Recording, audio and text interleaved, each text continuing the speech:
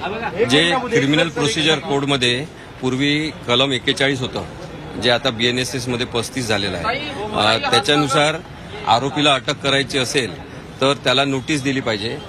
या मुद्द्यावर आरोपीचे वकील जास्त वेळ युक्तिवाद करत होते.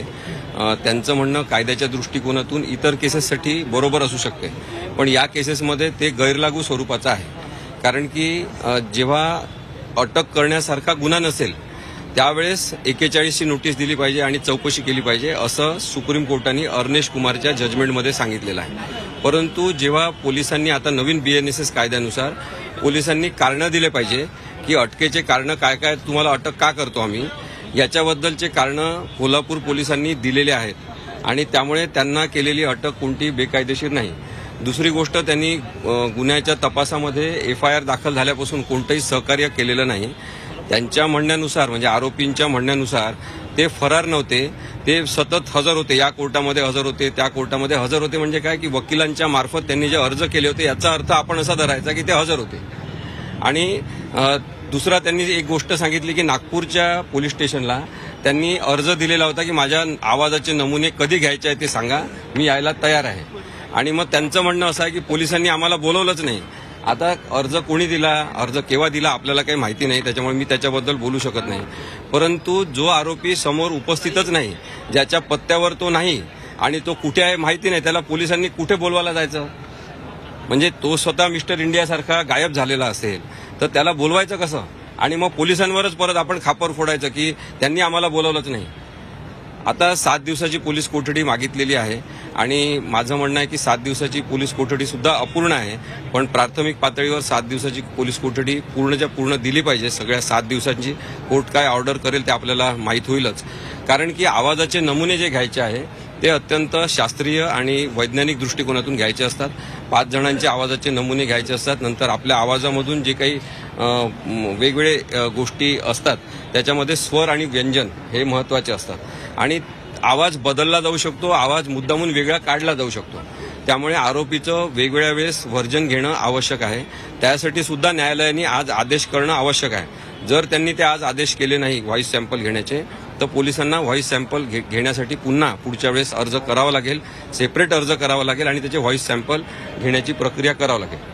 जे तक्रारदार आहेत त्यांनी ऑडिओ व्हिडिओ जी क्लिप आहे ती जाणून बुजून व्हायरल केलेली आहे, त्यांचा हेतू तपासावा अशा पद्धतीचा युक्तिवाद देखील गेल्या सुनावणीवेळी केला, आता देखील तसाच युक्तिवाद केलेला आहे. इंद्रजित सावंत यांना कोल्हापुरातलेच नाही तर महाराष्ट्रातले सगळेजण ओळखतात की ते अत्यंत संयमित पद्धतीने इतिहास सांगण्याचं काम करतात. इतिहास अभ्यासक खऱ्या अर्थाने कसे असतात हे इंद्रजित सावंत यांनी सातत्यपूर्ण त्यांच्या कामातून दाखवून दिलेलं आहे.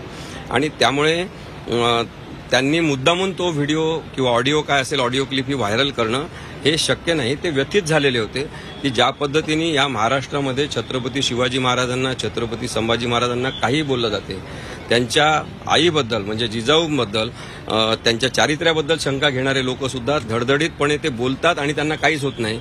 यामुळे ते व्यथित झाले आणि त्यांनी ती ऑडिओ क्लिप सकाळी व्हायरल केलेली आहे. कारण की इतका वेळ ते झोपू शकले नाही, ते सातत्याने विचार करत राहिले की आपण आता हे काय करायचं, कुठे जायचं. आणि त्यांनी ती ऑडिओ क्लिप जर व्हायरल केली असेल तर आज सोशल मीडिया हे एक लोकांचं सुद्धा माध्यम आहे, लोकांचं एक न्यायालय आहे. तिथे माहिती झालं पाहिजे. जे चेहरे वाईट आहेत, जे चेहरे अभिव्यक्ती स्वातंत्र्याचा गैरवापर करतायत, त्यांचे चेहरे समोर आले पाहिजे. असं जर त्यांना वाटलं असेल तर त्याच्यामध्ये कोणतेही गुन्हेगारी कृत्य नाही. अशा प्रकारे व्हायरल केल्यामुळे त्यांनी गुन्हा केला असं मुळीच होत नाही. त्यांनी आरोपींच्या वकिलांनी हे सांगण्याचा प्रयत्न केला की ऑफेन्स यांच्यावर रजिस्टर व्हायला पाहिजे होता, पण जर मुळात ते बोललेच नसते तर यांचं व्यथित होणं राहिलं नसतं. त्यांनी ऑडिओ क्लिप व्हायरल करण्याचा काही प्रश्न राहिला नसता. त्याच्यामुळे आपण काही बोलायचं आणि मग दुसऱ्यावर जबाबदारी टाकायची की तुम्ही असं करायचं नाही, हे अत्यंत चुकीची भूमिका ही आहे असं मला वाटतं. सर, 25 फेब्रुवारीचा गुन्हा दाखल आहे, आज 25 मार्च आहे. 1 महिना कोरटकर कुठे होते असं देखील युक्तिवाद तुमच्या बाजूने करण्यात आला.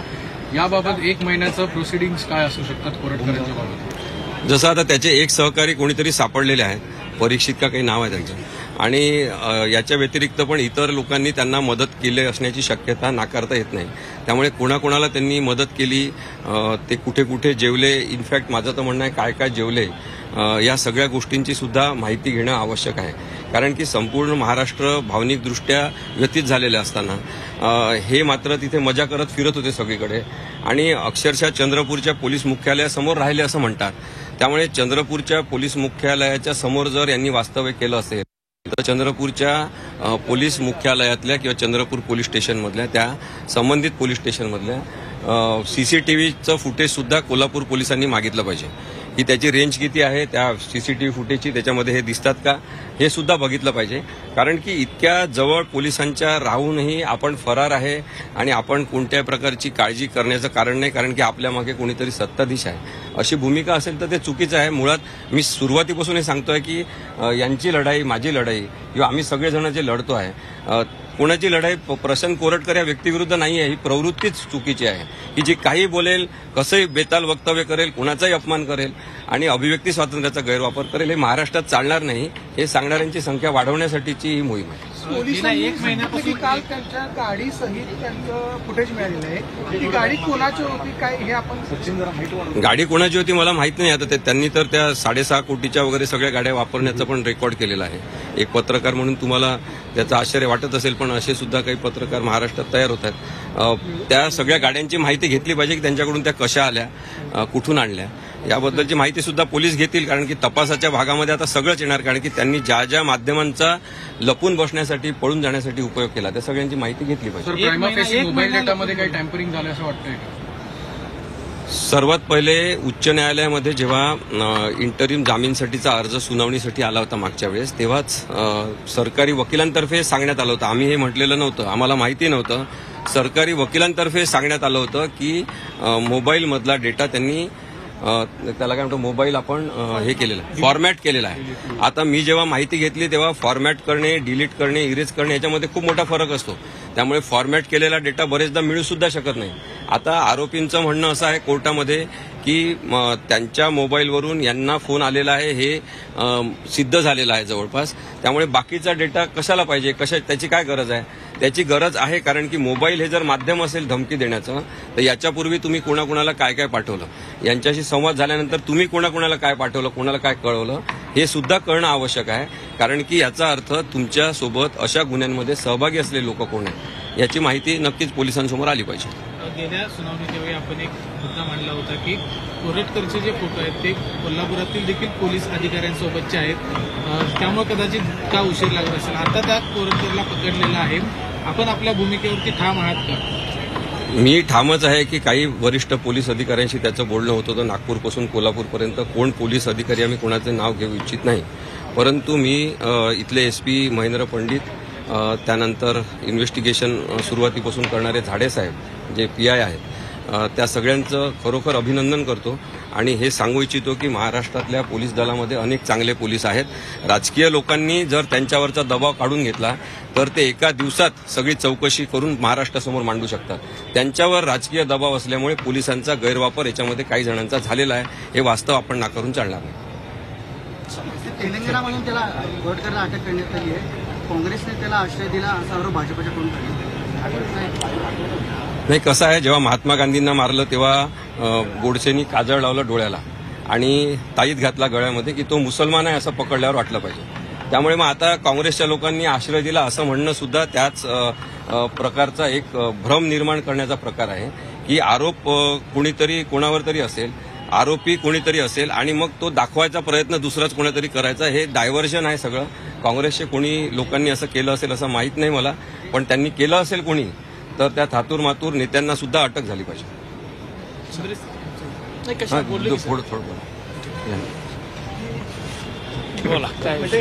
तर प्रमुख मुद्दा तोच उपस्थित होता की 25 तारखेला जर गुन्हा दाखल होतो आणि 1 महिन्यानंतर आरोपी पोलिसांना सापडतो, कुठेतरी सिस्टीममध्ये पूर्ण दोष असेल असं वाटत नाही का? कारण की 1 महिना नागपूर असेल आणि थेट कोल्हापूरमध्ये दाखल झालेला गुन्ह्यातला आरोपी तेलंगणात सापडतो.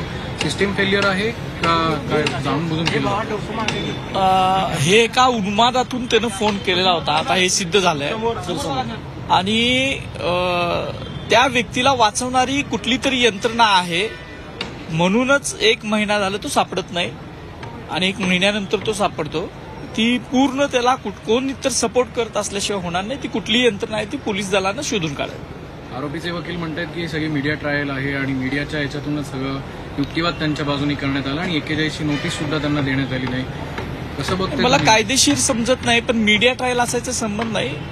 फेसबुकला पोस्ट करणं, मी स्वतःहून फोन करायला त्याला सांगायला गेलेलं नव्हतं की मला फोन कर आणि असं घाणेरडं विषारी वक्तव्य कर. मला 12 वाजता फोन आल्यानंतर सरांनी सांगितल्याबद्दल 3-3:30 पर्यंत मला झोपच आली नाही. कारण महाराष्ट्रामध्ये जिजाऊंच्या बद्दल, शिवरायांच्या बद्दल, शंभूराजांच्या बद्दल असं वक्तव्य करणारी माणसं आहेत, जिवंत आहेत, हेच मला पटत नव्हतं. आणि म्हणून मी ते समाजासमोर, ही जी काही घाण आहे ही लपवून ठेवली तर जास्त दुर्गंधी येणार, म्हणून मी समाजासमोर आणले. आणि माझा तो अधिकार आहे, मी माझ्या फेसबुकवर मी काही जे लोकांना हार्म होणार नाही, समाजाच्या भावना दुखवणार नाहीत, या सगळ्या गोष्टी मी लिहू शकतो, मांडू शकतो आणि बोलू शकतो. एका बाजूला तुम्ही म्हणताय सर, तुम्ही पहिल्या दिवसापासून हा गुन्हा दाखल झाला, त्याच्यानंतर सत्ताधारी असतील, विरोधक असतील, यांच्याकडनं या संपूर्ण प्रकरणाचं भांडवल केलं गेलं असं वाटत नाही? मला भांडवल उलट झालेलं नाही आहे. महाराष्ट्राच्या आराध्य दैवतांच्या बद्दल असलं घाणेरडं बोलल्यानंतर काय व्हायला पाहिजे होतं, पण तेवढं झालेलं नाही आहे. उलट सगळ्यांनी संयमानं घेतलंय. माझी सुद्धा ती भावना आहे की या अशा गोष्टींमुळं एक उद्रेक होऊ नये, सगळ्यांनी संयमानं घेतलं पाहिजे, माझी भावना आहे. आणि मला वाटत नाही की त्याच्यात कुणी राजकारण केलं आणि कुणी फायदा घेतला असं काही दिसत नाही कुठं. खरं तर सावंतसाहेब, एकूण पाहिलं तर आज शिवभक्त मोठ्या प्रमाणावरती आक्रमण झाल्याचं पोलीस स्टेशनसमोर पाहायला मिळालं. अगदी चिल्लर देखील त्या ठिकाणी फेकली गेली, चप्पल देखील कोल्हापुरी दाखवलं गेलं. हे सगळं पाहता कुठेतरी पोलिसांनी या संशयिताला मागच्या दरवाज्यातून बाहेर काढलं. कसं पाहता एकूणच्या प्रवृत्तीकडे? महाराष्ट्रामधलं शिवप्रेमी जे आहेत, शिवाजी महाराजांचे, शाहू महाराजांचे, बाबासाहेब आंबेडकरांचे, महात्मा फुलेंचे जे अनुयायी आहेत, विचारांचे अनुयायी आहेत, सच्चे अनुयायी आहेत, ते सगळे व्यथित झालेले आहेत की असली घाण महाराष्ट्रात असूच कसे शकते. आणि त्याच्यामुळं काहीतरी लहानसहान घटना घडल्या असतील, तो एक वेगळा रोष व्यक्त करण्याची पद्धत थोडीशी झाली असेल. पण मी परत पुन्हा महाराष्ट्रातल्या सगळ्या शिवाजी महाराजांच्या अनुयायांना असं आव्हान आपल्या माध्यमातून करतो की त्यांनी कुठलंही कायदा हातात न घेता संवेदनशीलता दाखवून संविधानिक मार्गाने याच्यावर आंदोलनं करावी. एक यंत्रणा त्याला मदत करते असं तुम्ही आरोप केला, काय सांगाल? ती यंत्रणा कोण आहे ते शोधायला लागेल ना. नाहीतर एक महिनाभर हा चिल्लर माणूस, मुख्यमंत्री महोदय म्हटले की चिल्लर माणूस आहे तो फरारी कसा होऊ शकतो? एक महिनाभर पोलिसांना सापडत नाही म्हणजे त्याच्या पाठीमागे कुठली तर यंत्रणा आहे, म्हणूनच सापडलेलं नाही. Sir thank you. तर कोल्हापुरातून आपण थेट पाहत होतो ही दृश्य. उन्मादातून फोन केला होता आणि त्याला वाचवण्यासाठीची यंत्रणा होती. एक चिल्लर माणूस इतके दिवस कसा फरार असू शकतो आणि त्याला यंत्रणाच लपवू शकते? यंत्रणांचीच मदत होती का? अशा प्रकारचा प्रश्न आता उपस्थित होतोय आणि पोलिसांनी हे शोधून काढावं असं इंद्रजित सावंत यांनी मत मांडलेलं आहे. तर काही वेळापूर्वी आसिम सरोदे यांनी जी बाजू मांडली आहे त्याविषयी त्यांनी सांगितलं आरोपीला अटक करायची असेल तर नोटीस द्यायला पाहिजे होती. या युक्तिवादावर ठाम होते आरोपीचे वकील. तेव्हा अटकेची कारणं दिल्यानंतर अटक बेकायदेशीर नाहीये, गुन्हा दाखल झाल्यानंतर फरार नव्हते असा कोर्टाचा दावा होता आणि तो फरार नव्हता असं त्याचं म्हणणं होतं. मात्र या संदर्भात आता अर्थातच कोर्ट काय ऑर्डर देते हे बघणं महत्त्वाचं ठरणार आहे.